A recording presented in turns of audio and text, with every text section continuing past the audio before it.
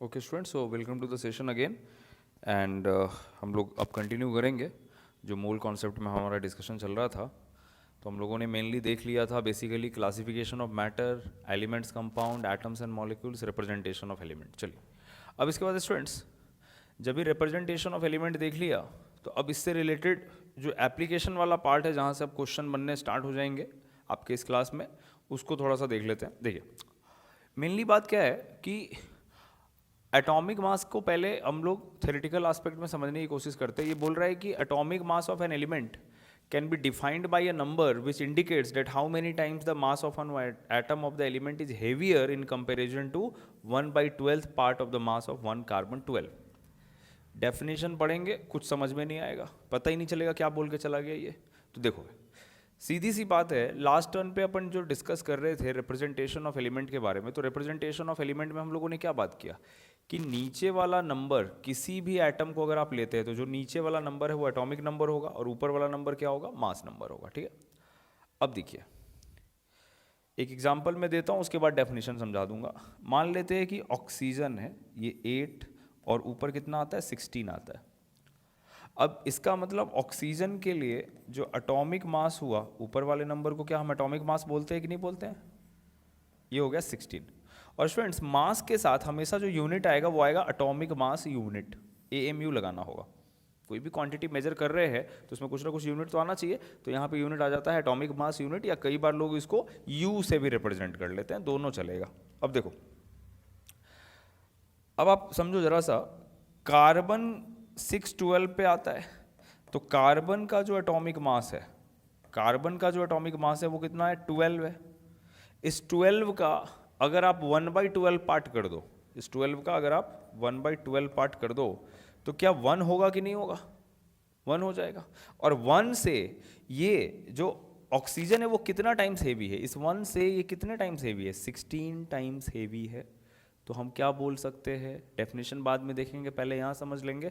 बोलेंगे कि कार्बन 12 का जो मास होता है, कार्बन 12 का मास कितना, 12, उसका 1/12, उसका 1/12 1, उससे कितने टाइम्स कोई भी पार्टिकुलर एटम या मॉलिक्यूल हेवी है, उसी को हम लोग बोलते हैं कि वो एटॉमिक मास है या फिर मॉलिक्यूलर मास है। अब जरा यहाँ समझना, atomic mass of an alien element can be defined by a number which indicates how many times the mass of one atom of that element is heavier in comparison to 1/12 part of the mass of that atom of carbon 12। तो carbon 12 के 1/12 part से कितना times heavy कोई है, वही क्या represent करता है, एटॉमिक मास को रिप्रेजेंट करता है in the case of atomic species. अगर मॉलिकुलर स्पीसीज है तो वहाँ मॉलिकुलर मास को रिप्रेजेंट करने लग जाएगा। अभी आपने मॉलिकुलर मास नहीं सीखा है, बट अभी के लिए एक एग्जांपल देता हूँ, थोड़ा फिर बाद में इसको डिटेल में समझ लेंगे। जैसे H2O का मॉलिकुलर मास 18 AMU है, ठीक है, ये भी आप कैलकुलेट करना सीख जाओगे। तो कार्बन के मास का 1/12 अगर करे, कार्बन के मास का अगर 1/12 करे तो 1 आया, इससे ये कितना टाइम्स हेवी है, 18 टाइम्स हेवी है। तो जितना टाइम्स वो हेवी है वही क्या कहलाएगा, उसका वही कहलाएगा मॉलिकुलर मास। तो NCERT में और बाकी सारे टेक्स्ट बुक में ये यही डेफिनेशन चलता आ रहा है स्टार्टिंग से ही, 9th क्लास से ही। तो डेफिनेशन तो ध्यान में रखना ही पड़ेगा, बट मेन ये है कि आपको वो समझ में आ जाना चाहिए कि डेफिनेशन कहना क्या चाह रहा है। तो आई होप कि यहाँ से आपको समझ में आ गया होगा। अब देखो इसके बाद इन्होंने नीचे एक मैथमेटिकल फॉर्मूला बनाने का कोशिश किया है कि atomic mass is the mass of an atom of the element by 1/12 into mass of an atom of carbon 12। और मास of an atom of carbon 12 कितना होता है, 1 होता है। मास of an atom of carbon 12 कितना होता है, 12 होता है। तो 12 कैंसिल होकर के 1 AMU आ गया। तो सीधी सी बात यह है कि एटॉमिक मास अपने को क्या करना होगा, कार्बन से रिलेट करके बताना है।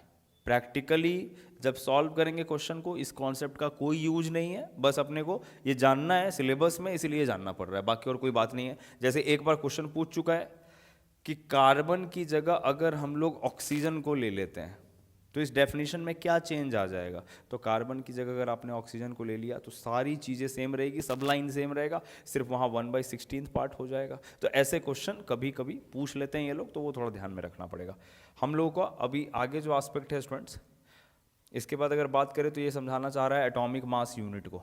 एटॉमिक मास यूनिट क्या है, जिस यूनिट में एटॉमिक मास को या इवन मॉलिक्यूलर मास को भी मेजर करते हैं उसी को हम लोग क्या बोलते हैं, एटॉमिक मास यूनिट बोलते हैं।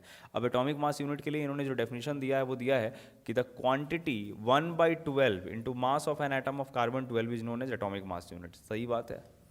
एक कार्बन 12 का मास कितना, 12 AMU, और इस 12 AMU का अगर 1/12 करेंगे तो कितना हो जाएगा, 1 AMU। तो 1 एटॉमिक मास यूनिट को क्या ऐसे डिफाइन कर सकते हैं कि नहीं कर सकते हैं कि that quantity which is 1/12 of the mass of 1 carbon atom of 1 carbon atom of C12, that is the atomic mass unit. Now 1 AMU को इसने कहा है कि 1 AMU इतने kg के इक्वल होता है। इस पर भी बात करते हैं। पूरा मोल का जो कॉन्सेप्ट है ये इसी पॉइंट पे ये करता है, तो कहीं पे नोट करेंगे तो इसको थोड़ा सा इंपॉर्टेंट मार्क कर लेंगे। बहुत ज़्यादा इंपॉर्टेंट एप्लीकेशन है।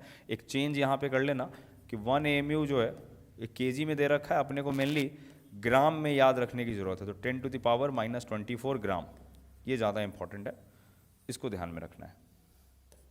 1 AMU क्या है, 1.66 इंटू 10⁻⁻24 ग्राम है। अभी इसके कॉन्सेप्ट को एक्सप्लेन करता हूँ मैं आपको, ठीक है। अब इसके बाद अगर हम लोग देखें, हाँ, अब थोड़ा सा क्या करते हैं स्टूडेंट्स, एटॉमिक मास और मॉलिक्यूलर मास के ऊपर थोड़ा प्रैक्टिस कर लेते हैं चीज़ों को, और कैसे क्वेश्चंस बनते हैं उनको पहले देख लेते हैं। देखिए,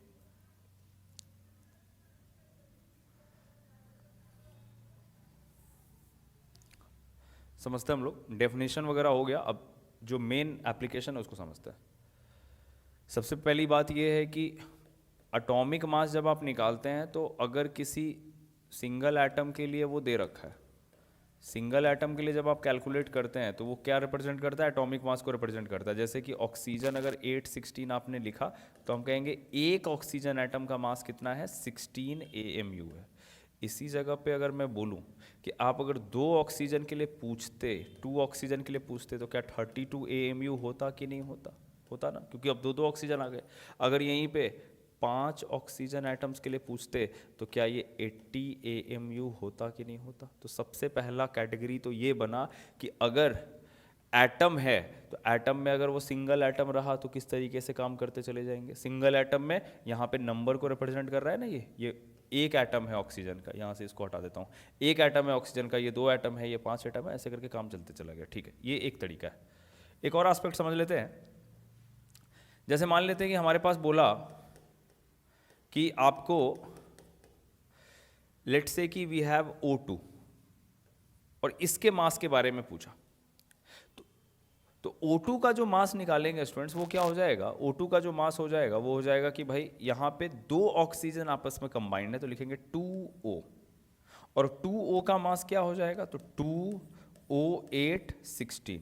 तो यहाँ से पता चला कि ये हो जाएगा 32 AMU। अब आप देखो, जब 2O का मास निकाला तो 32 AMU, और O2 का मास निकाला तो भी 32 AMU होना ही चाहिए। मैथमेटिक्स है सिंपल सा, इसमें तो कोई परेशानी होनी नहीं चाहिए।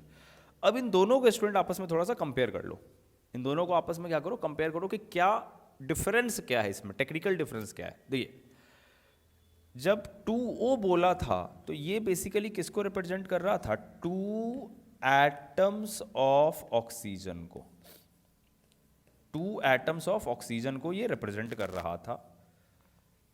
लेकिन जब O2 बोला तो O2 का मतलब, जब ये नंबर यहाँ पे ऐसे लगाते हैं, नीचे छोटा सा नंबर लगा देते हैं, तो इसका मीनिंग ये होता है कि ऑक्सीजन दोनों आपस में केमिकली कंबाइंड हैं, दोनों आपस में केमिकली कंबाइंड हैं। ये 2O का मतलब है कि एक डब्बे में एक ऑक्सीजन, दूसरे डब्बे में एक ऑक्सीजन, तो दोनों ऑक्सीजन को एक साथ रख दिया तो बताना है। मतलब आप इस 2 ऑक्सीजन में से एक को हटा के निकाल सकते हो, एक अलग रह जाएगा।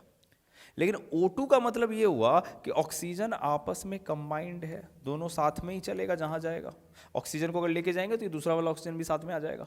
तो O2 का मतलब क्या हुआ कि ये कंबाइंड है। और एटम जब केमिकली कंबाइंड होगा सेम यूनिट में, जब केमिकली कंबाइंड होगा, सेम यूनिट रहे या डिफरेंट के साथ रहे, जब केमिकली कंबाइंड हो गया एटम तो उसी को क्या बोलते हैं हम लोग, उसी को बोलते हैं मॉलिक्यूल। तो बेसिकली ये 32 AMU किसको रिप्रेजेंट कर रहा है और ये 32 AMU किसको रिप्रेजेंट कर रहा है, इस डिफरेंस को समझना जरूरी है। तो ये था 2 एटम्स ऑफ ऑक्सीजन और ये है 1 molecule of oxygen, 1 molecule of oxygen, 1 molecule of oxygen. अब ये 1 molecule of oxygen it contains 2 atoms, वो बात अलग है कि इट कंटेन्स 2 एटम्स, ठीक है ना। अब जैसे फॉस्फोरस है, तो फॉस्फोरस के मॉलिक्यूल को देखोगे तो 4 फॉस्फोरस आपस में कंबाइंड रहते हैं। सल्फर के मॉलिक्यूल को देखोगे तो 8 सल्फर आपस में कंबाइंड रहते हैं। ओजोन के मॉलिक्यूल को देखोगे तो 3 ऑक्सीजन के एटम्स आपस में कंबाइंड रहते हैं। तो डिपेंड करता है, यहाँ पे केमिकली कंबाइन था तो हम लोग क्या बोलेंगे कि ये 1 मॉलिक्यूल ऑफ ऑक्सीजन को रिप्रेजेंट कर रहा है, जबकि ये किसको रिप्रेजेंट कर रहा है, 2 एटम्स ऑफ ऑक्सीजन को रिप्रेजेंट कर रहा है। तो मैथमेटिकली इनकी वैल्यू सेम आ गई, लेकिन दोनों को कहेंगे अलग। दोनों को जो मास है उसको बोलेंगे क्या, इसको बोलेंगे this is the molecular mass of oxygen, this is the molecular mass of oxygen, क्योंकि एक मॉलिक्यूल का मास जो होगा वही क्या होगा, मॉलिक्यूलर मास होगा। और ये जो है ये क्या हो जाएगा, atomic mass of oxygen,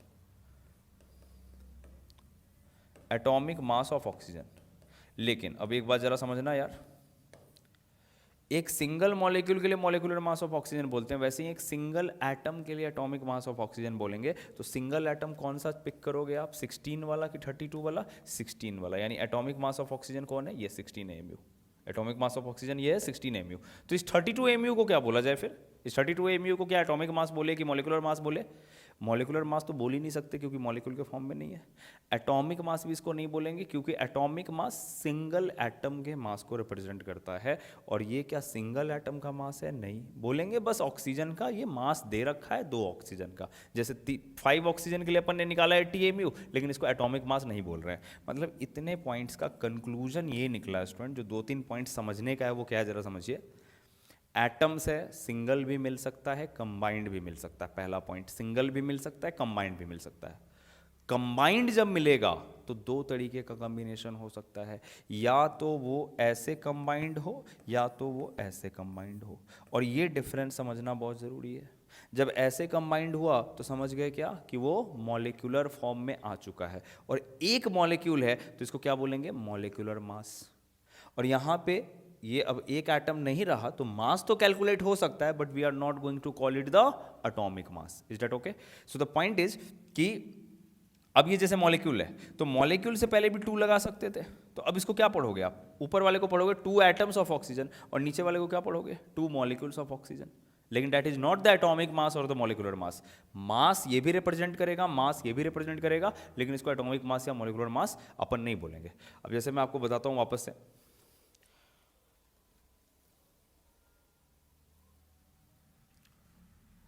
okay just a minute.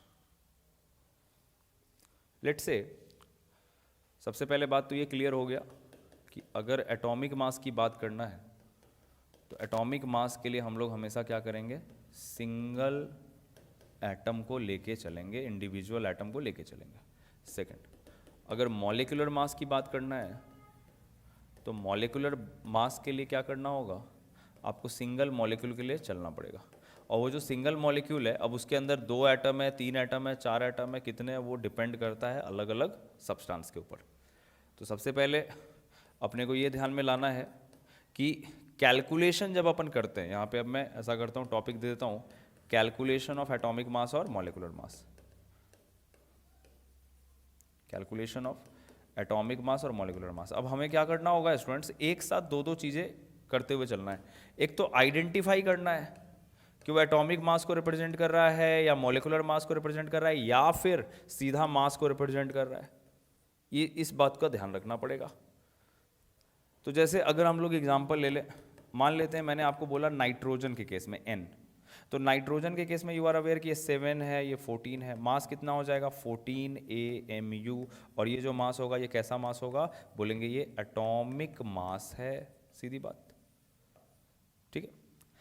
इसी तरीके से अगर मान लो आपको N2 दे देता तो N2 में एक स्टेप आगे बढ़ जाना है, बोलेंगे कि ये 2N है।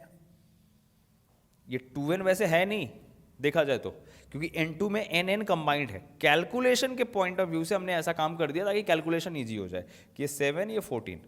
तो यहाँ पे क्या बोलेंगे, जो मास आया वो कितना आया 2 × 14 यानी कि 28 AMU। और इस 28 AMU को क्या बोलना चाहिए, इस 28 AMU को बोलना चाहिए, इस 28 AMU को बोलना चाहिए मॉलिक्यूलर मास। मॉलिक्यूलर मास, क्यों? क्योंकि ये एक मॉलिक्यूल को रिप्रेजेंट कर रहा है। इसको एटॉमिक मास बोला, क्यों? क्योंकि ये एक एटम को रिप्रेजेंट कर रहा है। अब आगे बढ़ते हैं। मान लो आपको दे देता 2n, आप बोलोगे सर 2n ही तो निकाला है, लेकिन दिया हुआ n2 था, हमने उसको 2n में कन्वर्ट किया just for the purpose of calculation.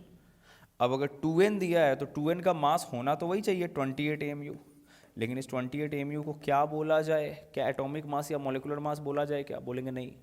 Format कौन सा है? एटॉमिक है, लेकिन एटॉमिक मास बोल नहीं सकते। क्या बोलेंगे? बोलेंगे mass of 2 nitrogen atoms, mass of 2 nitrogen atoms. अच्छा, इसके बाद अगर मान लो N2 दे दिया, तो N2 तो अपन निकाल रखे हैं, 2N2 दे दिया। अब 2N2 दे दिया तो पहले तो उसको बोलना सीखिए कि 2N2 का मीनिंग क्या है। 2N2 का मीनिंग हुआ 2 मॉलिक्यूल्स ऑफ नाइट्रोजन, और 2 मॉलिक्यूल्स ऑफ नाइट्रोजन अगर अपने पास है तो इसको कैलकुलेशन कैसे होगा? इसका कैलकुलेशन होगा, N2 का 28 निकाला है तो 2N2 का कितना हो जाएगा? 2 × 28 यानी कि 56 AMU। और इस 56 AMU को क्या बोला जा सकता है? इस 56 AMU को बोला जाएगा the mass of 2 molecules of nitrogen. इसीलिए पहला एस्पेक्ट सबसे इंपॉर्टेंट यही है कि एटम और मॉलिक्यूल को आप डिफरेंशिएट करना सीख सके। तो मास of 2 molecules of nitrogen, is that okay?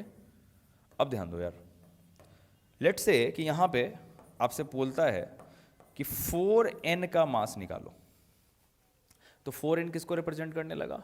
4 atoms of nitrogen को। और अगर देखा जाए तो ये 2N2 के अंदर कितने एटम्स छुपे हुए हैं? 4 एटम छुपे हुए हैं ना, तो इसका मतलब 4n का मास भी यही आएगा 56 AMU। लेकिन इस 56 AMU को अब हम लोग क्या बोलेंगे? आप नंबर वाइज इक्वल हो सकते हो, वैल्यू वाइज आप इक्वल हो सकते हो, लेकिन टेक्निकली दोनों चीज़ें डिफरेंट हैं। ऊपर वाला मॉलिक्यूल को रिप्रेजेंट कर रहा है, नीचे वाला एटम को रिप्रेजेंट कर रहा है। तो ये क्या है? ये है एक्चुअली में mass of 4 atoms of nitrogen, mass of 4 atoms of nitrogen. ठीक है, तो ऐसे करके आपको थोड़ा सा ध्यान में लाना पड़ेगा। एक और बार मैं ट्राई करता हूँ दूसरे वे में समझाने का, पहले आप इतना समझने की कोशिश करिए। ठीक है,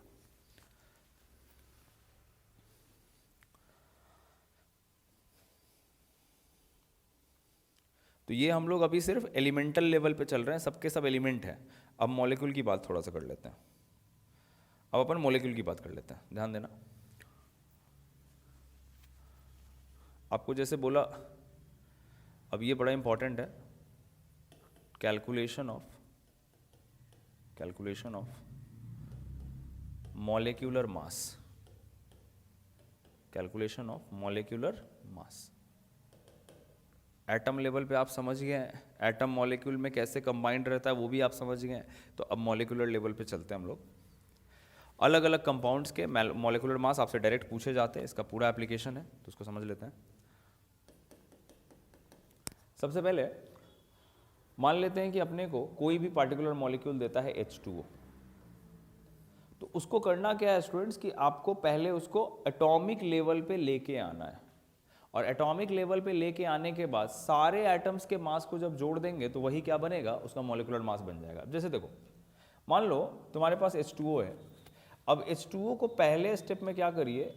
एटॉमिक लेवल पे तोड़ दीजिए। मॉलिक्यूल है, इसको एटॉमिक लेवल पे तोड़ देना है। हमें भी पता है कि वाटर के अंदर 2 हाइड्रोजन एटम है वो लिखा जा रहा है, और 1 ऑक्सीजन एटम है वो लिखा जा रहा है, बट वाटर में ये है आपस में कंबाइंड, ये बात ध्यान में रखना है। अब देखिए, इसको तोड़ दिया। इसी तरीके से मान लो हमारे पास होता H2SO4, सभी आपस में केमिकली कंबाइंड हैं, लेकिन कैलकुलेशन के लिए क्या करना है? 2 हाइड्रोजन ले लिया, 1 सल्फर ले लिया और 4 ऑक्सीजन ले लिया। इसी तरीके से मान लो थर्ड वन हमारे पास, लेट्स से कि वी हैव CaCO3, ठीक है ये। तो इसको कैसे तोड़ेंगे? इसको बोलेंगे कि 1 कैल्शियम ले लिया, 1 कार्बन ले लिया और 3 ऑक्सीजन ले लिया। अब मास आपको पता होना चाहिए, रिप्रेजेंट सबसे पहले कर दीजिए, तो 1 1 8 16। इसका रिप्रेजेंटेशन कैसे होगा? 1 1 और 16 32। इसका रिप्रेजेंटेशन कैसे होगा? 8 16। जो नंबर्स आ रहे हैं उनको पुट कर देना है। यहाँ नीचे में 20, ऊपर में 40, यहाँ 6, यहाँ 12, यहाँ 8 और यहाँ 16। अब आप खुद सोचो कि कौन सा नंबर मास नंबर को रिप्रेजेंट कर रहा है, तो जो ऊपर में जो नंबर है वो मास नंबर को रिप्रेजेंट कर रहा है। तो देखिए कैसे कैलकुलेशन करेंगे। हाइड्रोजन के लिए यहाँ पे क्या हो जाएगा, 2 × 1 + 16, इसका मतलब ये हो गया 18 AMU आ गया। तो आपसे डायरेक्ट क्वेश्चन भी पूछा जा सकता है कि भाई वाटर का मॉलिक्यूलर मास निकालो, और क्या इसको वाटर का मॉलिक्यूलर मास बोलना चाहिए कि नहीं बोलना चाहिए, बिल्कुल बोलना चाहिए। अब देखिए H2SO4, इस वाले केस में क्या होगा, 2 × 1 + 32 + 4 × 16, ये कैलकुलेशन जब आप कर लोगे तो आएगा 98 AMU। ये बहुत ही बेसिक बात है, ये एकदम कंपलसरी है कि इसमें बिल्कुल आपको कैलकुलेशन आना चाहिए, कहीं से कोई परेशानी नहीं होनी चाहिए, नहीं तो पूरा चैप्टर ही खत्म हो जाएगा। ये आना ही आना चाहिए, बहुत ही एसेंशियल पार्ट है। यहाँ देखते हैं, ये 40 हो गया, +12 हो गया, +3 × 16 हो गया। इस तरीके से इसको भी लेके कैलकुलेट करोगे, आगे बढ़ोगे तो आ जाएगा 100 AMU, ये हो गया। तो कैलकुलेशन सीख गए। एंड इवन अगर आपसे कोई पूछेगा कि 18 AMU क्या है, तो क्या बोलोगे आप बोलोगे कि सर ये जो 18 AMU है ये रिप्रेजेंट कर रहा है किसको, ये रिप्रेजेंट बेसिकली कर रहा है, ये जो 18 AMU है, जस्ट अ मिनट, ये जो 18 AMU है ये किसको रिप्रेजेंट कर रहा है, ये रिप्रेजेंट कर रहा है बेसिकली मॉलिक्यूलर मास को। किसका, मॉलिक्यूलर मास ऑफ वाटर को रिप्रेजेंट कर रहा है। तो आपसे तो एग्जाम में ऐसे भी डायरेक्ट पूछ लेगा कि मॉलिक्यूलर मास ऑफ वाटर बताओ, तो ये बता देना है। 98 AMU क्या रिप्रेजेंट कर रहा है, तो बोलेंगे ये रिप्रेजेंट कर रहा है molecular mass of sulphuric acid को, या molecular mass of sulphuric acid. ठीक है, इसी तरीके से ये किसको रिप्रेजेंट कर रहा है, तो ये रिप्रेजेंट कर रहा है molecular mass of calcium carbonate को। ठीक है, अब यहीं पे एक और बात मैं ऐड कर देता हूं तो आप समझ लेंगे। और आपको करना क्या है कि जितने भी मॉलिक्यूल्स अब दिखें, बैठ के उसका मॉलिक्यूलर मास कैलकुलेट करने का प्रैक्टिस कर लो, ज़्यादा बेहतर रहेगा। क्वेश्चंस आपको मिल ही जाएंगे कहीं ना कहीं। तो मॉलिक्यूलर मास ऑफ वाटर है, molecular mass of sulphuric acid, molecular mass of calcium carbonate. अब देखना, यहाँ ध्यान देना यार। लेट्स से कि मैंने क्या किया, इसी क्वेश्चन का एक दूसरा एस्पेक्ट ले लिया, एक एग्जाम्पल ले रहा हूँ, एक दूसरा एस्पेक्ट ले लिया स्टूडेंट्स। मैंने कहा कि इसको ना आप कर दो 2H2O, और इसको कर दो आप, लेट्स से कि इसको आप कर दो 2H2SO4, और इसको आप क्या कर दो, इसको कर दो 5CaCO3, ऐसा कर दिया आपने। ठीक है, अब आप बताइए मैथमेटिकली, कॉन्सेप्चुअली छोड़िए, मैथमेटिकली क्या मास में चेंज आएगा कि नहीं आएगा, बिल्कुल मास में चेंज आएगा। एक मॉलिक्यूल का मास, 2 मॉलिक्यूल का मास, 10 मॉलिक्यूल का मास, मैथमेटिकली तो चेंजेस आने ही वाले हैं। अब उनको बोलेंगे क्या, ये 18 AMU है, कोई भी बच्चा अपना कॉमन सेंस लगाएगा, क्या बोलेगा कि यहाँ जो मास है वो कितना हो जाएगा, तो 2 × 18 यानी कि 36 AMU। तो बहुत बार आपको मल्टीपल मॉलिक्यूल्स के लिए पूछ लेगा, तो वो भी आप निकाल लोगे। 100 मॉलिक्यूल्स के लिए, 500 मॉलिक्यूल्स के लिए वो आप निकाल लोगे। हर बार क्या काम करना है, पहले सिंगल के लिए कैलकुलेट कर देना है, उसका जितने का पूछ रहा है उतने के लिए कैलकुलेट कर देना। चलिए, इसी तरीके से अब सबसे पहले ये बात समझना यार, जैसे इसको डबल किया आपने, 36 AMU आ गया, अब इसको बोलेंगे क्या इसको मॉलिक्यूलर मास ऑफ वाटर बोलना चाहिए क्या, नहीं, इसको क्या बोलेंगे, the molecular mass of 2 molecules of water, या फिर mass of 2 molecules of water, ऐसा बोल देंगे। इसको बोलेंगे mass of 2 molecules of water, और मॉलिक्यूलर मास यूज नहीं करेंगे, 2 मॉलिक्यूल्स ऑफ वाटर, इसको बोल देंगे अपन mass of 2 molecules of water.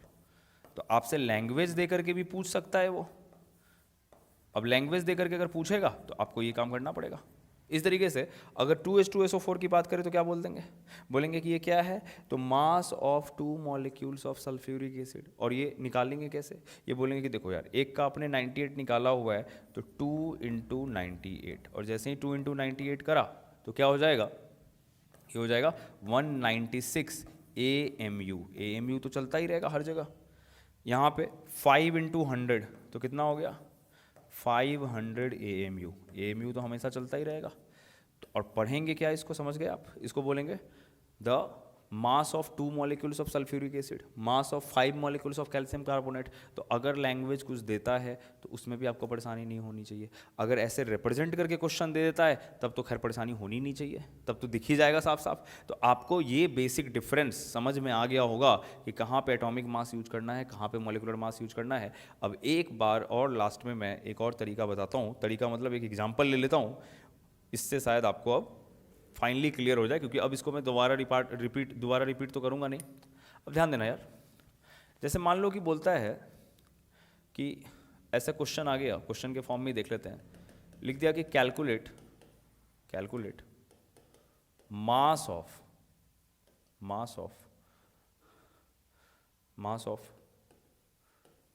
2 atoms and 2 molecules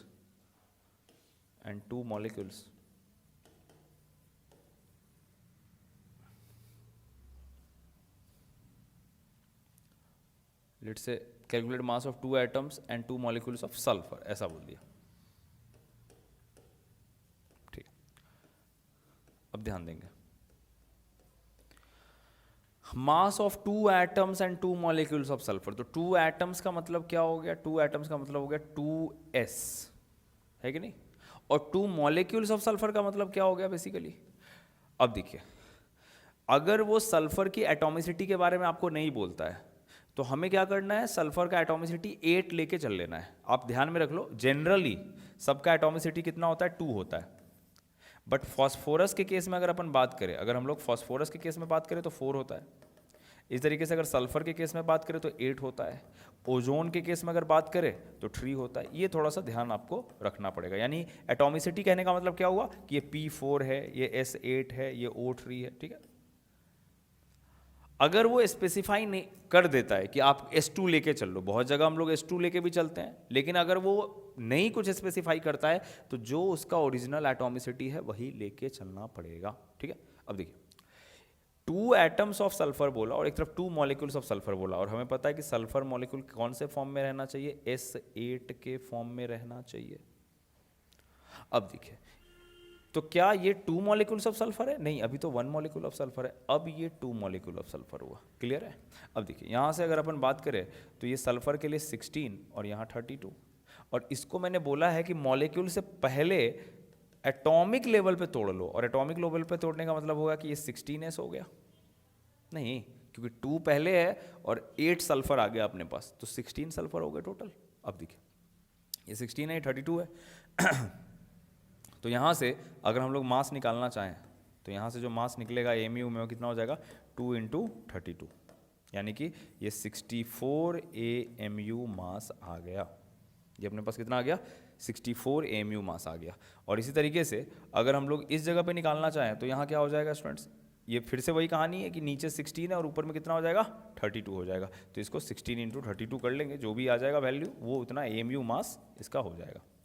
अब पॉइंट ये मैं समझाना आपको चाह रहा हूँ कि लैंग्वेज में आप समझ सको कि अगर एटॉमिक मास बोलता है, मॉलिकुलर मास बोलता है, या एटम का मास बोलता है, मॉलिक्यूल का मास बोलता है, तो वो आपको रिलेट करने आना चाहिए कि वो किसके बारे में बात कर रहा है, ठीक है ना। ओके, तो यहाँ पे हम लोगों ने एटॉमिक मास और मॉलिकुलर मास को देख लिया है। अभी आपको मैं पार्टिकुलरली ये कुछ क्वेश्चंस इसी टाइप के हैं जो कि अपने को करना है। आपको ध्यान में 2-3 चीज़ें और रखनी है जो मैं बता देता हूँ फाइनली लास्ट में। वैसे जूनियर क्लासेज में आप देखते हैं बट फिर भी देख लो। एक तो सिंपल तरीका हो गया कि हम लोगों ने इस तरीके के मास कैलकुलेशन कर लिए H2SO4 टाइप का, ठीक है, ये तो आप निकाल ही लोगे, कोई परेशानी नहीं है। अब देखिए, कई बार ऐसा होता है स्टूडेंट्स कि फॉर्मूला देने का उनका तरीका अलग अलग होता है, तो वो मेनली 3 कैटेगरीज में बनती है। पहला कैटेगरी तो यही बन गया सिंपल वाला, वो आप निकाल लोगे। सेकंड कैटेगरी, सेकंड में क्या करेगा, वो इस तरीके से आपको दे देगा कि AlOH होल थ्राइस, ऐसा दे दिया। और थर्ड कैटेगरी जो बनती है वो ये कि मान लीजिए अपने को दे दिया, let's say we have NaCl.2H2O, ये दे दिया। तो कंपाउंड्स देने के अलग अलग तरीके हैं यहाँ पे। अब ये इसका जो ब्रेक होगा वो कैसे होगा, 2H प्लस एस प्लस 4 हो, ये तो आप कर लोगे, ऐसा कोई भी सब्सटेंस आएगा तो ब्रेक कर लोगे। इस वाले केस में स्टूडेंट्स क्या करना है, एल्यूमिनियम एक है, बहुत सारे बच्चे गलती कर लेते हैं, ऑक्सीजन एक ही काउंट करते हैं, ब्रैकेट के बाहर 3 लग गया तो 3 ऑक्सीजन है और 3 हाइड्रोजन है। अब आप नंबर डालिए, फिर से ये टाइप 1 का क्वेश्चन हो गया। अच्छा, NaCl.2H2O, तो 1 Na 1 क्लोरीन प्लस हाइड्रोजन अब कितने हो गए, 2 2 जा 4 हाइड्रोजन हो गए, और ऑक्सीजन कितने हो गए 2। क्योंकि बड़ा नंबर अगर पहले लग गया तो आगे जितने भी कंपोनेंट्स आएंगे उन सब के लिए एप्लीकेबल होगा, तो इसीलिए अपन ने क्या किया, यहाँ पे 2 लगा दिया।